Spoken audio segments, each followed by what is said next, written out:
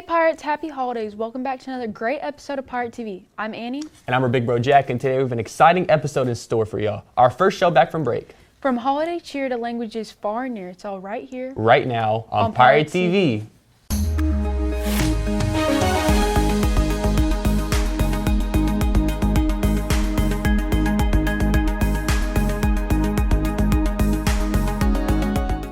Hope everyone had a good break. I spent time with my family, including my sister Belba over here. Yeah, I had a fun break too. I watched Stranger Things Season 5. Yeah, no, me personally, I did not watch it. How have you not watched Stranger Things Season 5? I got spoiled, bro. The people on Instagram don't know how to keep a show spoiler free. But other than that, I'm still enjoying the holiday season. Yeah, Christmas is my favorite time of year. Holiday get-togethers, Christmas break, and Christmas music. You know I love me some Mariah Carey. Well, on that note, it's time to finish the lyrics. Send it on over to Willie. Hello, Pirates. Today we're doing Finish the Lyrics, Christmas edition. Frosty the Snowman, he was a very happy soul. And walking around the Christmas tree, and the foolish father say. I don't think those were the lyrics. Jingle bell, jingle bell, jingle bell rock. Jingle bells swing and jingle bell ring. When the weather outside is frightful. And the fire is so delightful. I don't care about no presents Underneath the Christmas tree, I just want you for my own. more than you could ever know. Make my wish come true. Baby, all I want for Christmas is Is you. Well, that's all for today, Pirates. This is Willie Ingram, reporting for Pirate TV. Back to you in the studio. That was fun. I wish I got involved. We've heard enough of your singing prowess for this year. Not when Kanye West is on, though. I can go word for word, bar for bar. Especially when Kanye is on. But while she's complaining about my music taste, let's explore a wider world of taste on this week's Treasure Talk. Thanks, Jack, and hello, Pirates. Welcome back to Treasure Talk. We have some highly exciting news today, so I won't keep you waiting. Releasing today on Disney+, The Diary of a Wimpy Kid, The Last Straw movie is based on the third Diary of a Wimpy Kid book, published by the author Jeff Kinney. This story follows Greg Heffley's father enrolling Greg in sports and manly activities to get him to man up. Greg tries to avoid these activities, but his father threatens to send him to military school. Now, I know that this movie is based on one of the books, and sadly I didn't get to read many of the books when I was younger, but I did watch the live-action movies. I really hope I like this movie, but who knows? After all, this movie's animated, unlike the movies I've watched. This animation style actually kind of reminds me of toys. Now that we're on the topic of toys, let's go from toy-looking animations to toy-looking animatronics, with the toy and withered animatronics finally showing up on the big screen in the FNAF 2 movie that was released today in theaters. This movie is a highly anticipated sequel to the Five Nights at Freddy's movie, released over 2 years ago. This movie features Kellen Goff as Toy Freddy, Matt Pat as Toy Bonnie, and Megan Fox as Toy Chica. The rest of the animatronics have not been confirmed to have voice actors, which sadly most likely means we will not have the withered Foxy and Night Guard interaction that many fans, me included, were hoping for.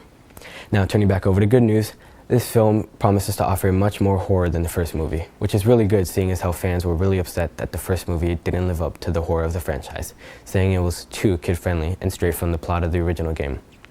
Speaking of straying, how about we stray from new content based on a game to new content in a game with the Elden Ring Night Rain DLC, The Forsaken Hollows, which released yesterday on PS4, PS5, Xbox Series X, S, and PC.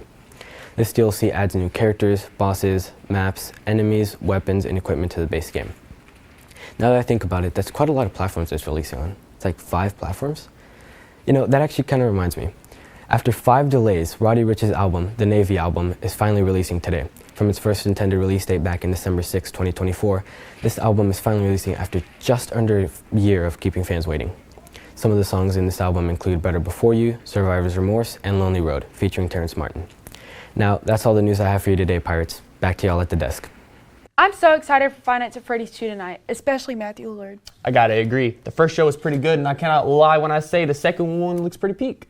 Yeah, I'm also excited they're planning for more movies in the future. But while we're talking about the future, let's dive into our athletes signing their letters of intent. That's right. Take it away, Ryan.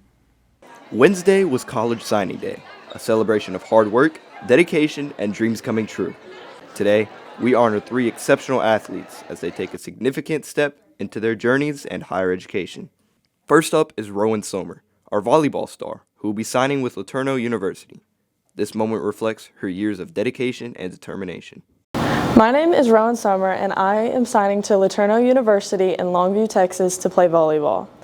I felt it was important to sign because it shows dedication and it shows a declaration to the program and to my future coaches.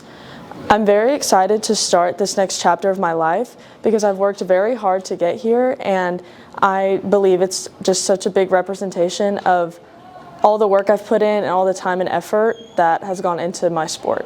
Next, we celebrate Madison Bass, who will be taking her talents to Western Oklahoma State College for softball. Her journey highlights her relentless drive and passion for the game. I'm Maddie Bass, and I signed at Western Oklahoma State to play softball. And I feel that it's important to sign because it's a really big step for the next chapter to play at the collegiate level. Finally, we have Carly Finley, set to join Texas A&M Corpus Christi for track and field. This milestone represents her commitment to excellence and sportsmanship. I'm signing Corpus Christi A&M for track and field. I'm excited to sign because it means a lot more for my future than just getting to sign to a school. It means I get to train with a bunch of teammates that also have the same goal of nationals and eventually going to the Olympics one day. Wednesday marked a significant milestone for Rowan, Madison, and Carly, as they officially committed to their colleges. They weren't just signing their names, they were promising to chase their dreams and reach new heights. We can't wait to see what they do in the next chapter of their lives. Reporting for Pirate TV, I'm Ryan Griffith. Congrats to everyone who signed their letters of intent. True that. As a senior myself, I'm proud to see students paving the way for their future. While I'm sad most of class of 2026 is leaving, you can go. Well, I mean, that's backhanded, but you can't be beautiful without any haters, you know. But let's dive into the beauty of Christmas. What's your favorite Christmas tradition? Sitting on over to Aiden. Hello Pirates. Today we're going around the hallways and we're asking staff and students about what is their favorite Christmas tradition. My favorite Christmas tradition is Elf on the Shelf. My favorite Christmas tradition is making tamales with my grandma. My favorite Christmas tradition is probably all the games that we play together and just as a family, the togetherness. My favorite Christmas tradition is probably hot chocolate and movies. So my favorite is opening presents. So my favorite Christmas tradition is spending time with family, because that's where it's all about. Be with your family. My favorite Christmas tradition is baking. My favorite Christmas tradition is opening gifts. My favorite Christmas tradition is giving gifts and receiving them. My favorite Christmas tradition is going to see Christmas lights. My name is James, and my favorite Christmas tradition is watching The Grinch before we go to sleep. I'm Rowan. And I'm Mishioma. And our favorite Christmas tradition is Secret Santa with our friend group. My favorite Christmas tradition is Santa Claus brings us presents that are unwrapped, so every morning we get to go to the couch and see our Santa presents. My favorite Christmas tradition that my family and I do are like Christmas movie marathons. So we just like watch a bunch of movies until like 12 o'clock in the morning, and then we open presents. My favorite Christmas tradition is staying up on Christmas Eve till 12 to open presents for Christmas. My favorite holiday tradition is making birthday cake for Jesus. My favorite Christmas tradition is playing the Fortnite event every year and staying up till 2 in the morning. My favorite thing about Christmas is spending time with my family. Well, besides her. Well, that's not nice. And that, ladies and gentlemen, is the basic textbook definition of irony. Well, someone once told me you can't be beautiful without any haters. But while she's blabbering all about my expertise, let's send her over to Raphael to talk about our sports teams. Hey Pirates, welcome back to this week's sports update. Here's the recap on this amazing basketball game between Crandall and Rockwall. The final score was Crandall 64, Rockwall 50. It was a thrilling match filled with high-scoring plays and intense competition. Coming up next, Crandall is hosting an exciting powerlifting event for the girls team on Thursday, February 6th, starting at 5 p.m. This is a great opportunity to witness strength and determination of these young athletes. Don't miss out on this incredible display of power and skill. Back to you at the desk. Our sports teams are really putting in a lot of effort. While we're talking about effort, our teachers are putting in a lot of effort getting our students ready for the exams coming up. Just like Miss Williams, who is this week's teacher feature, sitting on over. I'm Leanne Williams. I teach English 2 honors and on level. I went to SFA for my bachelor's and I got my master's degree at UTA. My bachelor's and my master's degree is actually in social work and psych. I was not a teacher the first 5 years out of college. I was working in that field. I became a teacher kind of just on a whim, and it just happened. I was teaching probably within 6 months of getting my certification, and I just kind of fell in love with it. I enjoyed it. I like to have a good time, and it just became something that I felt like I was destined to do, even though that was not in the plan at all. So it was just something that God put in place for me. Teaching English is really important nowadays because nobody writes letters anymore. It's all texting and talking, and some students like to write, like they text. And I think teaching English and how to develop speech is really important because it's not something, it's like a dying subject, really. Even though no one likes English and to read and to write, it's still important because you're going to need it eventually in life at some point, no matter what career you're going to do. I'm Leanne Williams, and I'm this week's teacher feature. I'm Miss Williams, and even though she can be a little scary at times, she's still a great teacher. Yeah, no, me personally, I don't have her because I'm not a youngin', but I'm glad you think she's a good teacher. But on another note, next week is Computer Science Week. And a great part of highlighting computer science is showing off who runs the joint. Mr. Lang and his class have done some amazing things. Send her over to Isaac with the scoop. This week is Computer Science Week, a look at how technology continues to shape the way we learn, create, and connect, and the growing influence of digital skills in today's world. I programmed for 27 years, and what I loved about it is it was a match for the way my brain works and very logical. Step 1, step 2, step 3, you have to complete step 1 before you can move to step 2. So the logic is very appealing to me. I hope to find some of these kids in here that can program, that are interested in programming and not in a credit for a class that they've been assigned to. And I have some really good programming kids. But why is it important? Because computer science leads to programming degrees, which leads to information technology jobs. As interest continues to grow, we delve into practical ways students can explore the field.